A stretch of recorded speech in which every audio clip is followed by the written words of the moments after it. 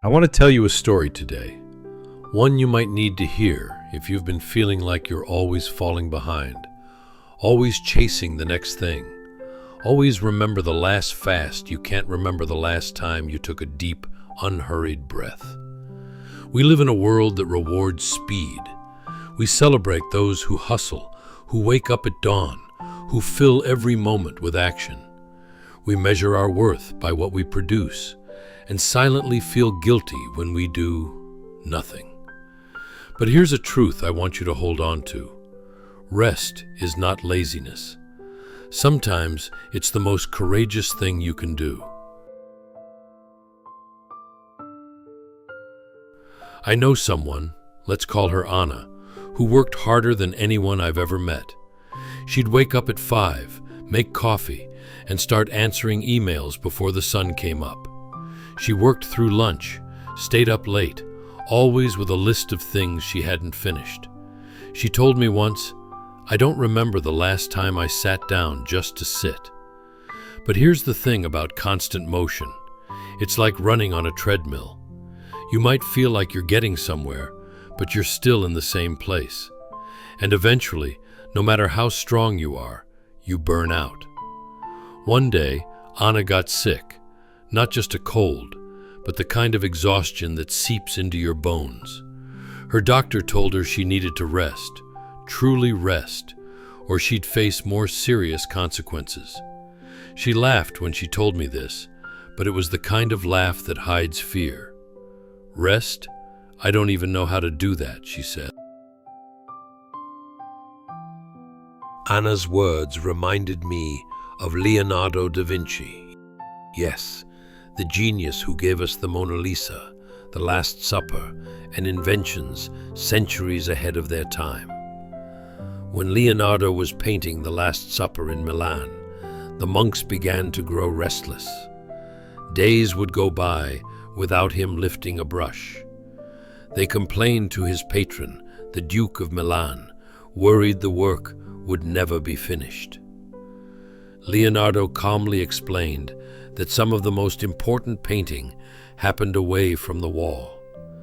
He needed time to imagine, to test ideas in his mind, to let inspiration settle before touching the plaster again. To an outsider, these breaks looked like laziness, but to Leonardo, they were part of the work. As he once put it, men of lofty genius sometimes accomplish the most when they work the least.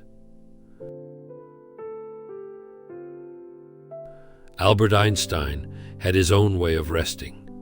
In Princeton, people often saw him taking long, aimless walks, his hair wild in the breeze. Sometimes he'd go sailing on Lake Carnegie, famously without a rudder, just letting the wind decide where to take him. Friends noticed that he seemed happiest in these moments, humming to himself or staring into the horizon. More than once, he came back from a sail and jotted down new ideas that would later become part of his work. Einstein knew that breakthroughs rarely come from forcing the mind to grind harder.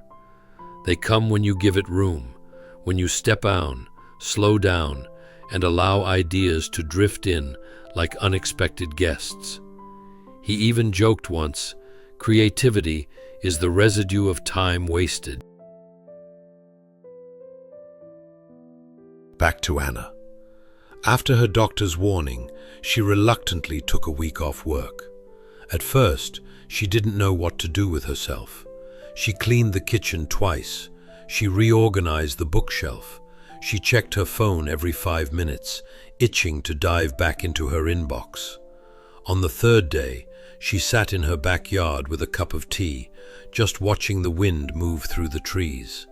She told me later, "It felt like I was doing something dangerous, like the world was going to collapse because I wasn't pushing it forward." But the world didn't collapse. The emails waited, and somewhere in that quiet, she felt something she hadn't in years: clarity. A problem she'd been wrestling with suddenly had an obvious solution. She didn't force it, it just appeared, like a bird landing on a branch. By the end of the week, she realized two things. First, she'd been measuring her worth entirely by her output. And second, rest didn't just make her feel better, it made her better at everything else. Why is it so hard for us to slow down? Part of it is fear. Fear that if we stop, we'll fall behind. Fear that if we're not producing, we're not valuable. But Leonardo and Einstein weren't afraid of stepping back. They trusted the natural rhythm of the mind and body, periods of intense focus balanced by deliberate idleness. They knew that the pause between notes is part of the music. In a culture that celebrates exhaustion, resting is rebellious. It says, I am more than what I produce. It says, I trust that life continues, even when I am not pushing it forward. Rest can be a nap, a walk without a destination, or staring at the sky until your thoughts quiet down. It can be turning off the phone and hearing your own breathing. And here's the secret. Rest takes courage.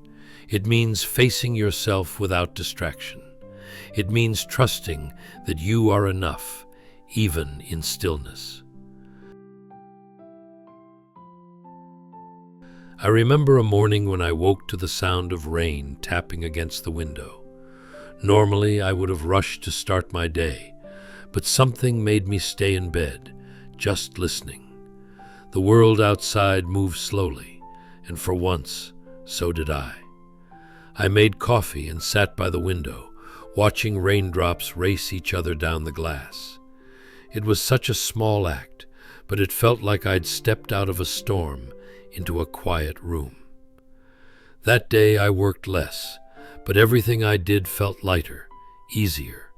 It was a reminder that rest isn't the opposite of productivity. It's what makes productivity possible. So, if you're listening to this and thinking, I can't slow down, not now, I want you to remember Leonardo, taking days away from the wall of the Last Supper, and Einstein, sailing without a rudder. They weren't wasting time. They were making space for brilliance to appear.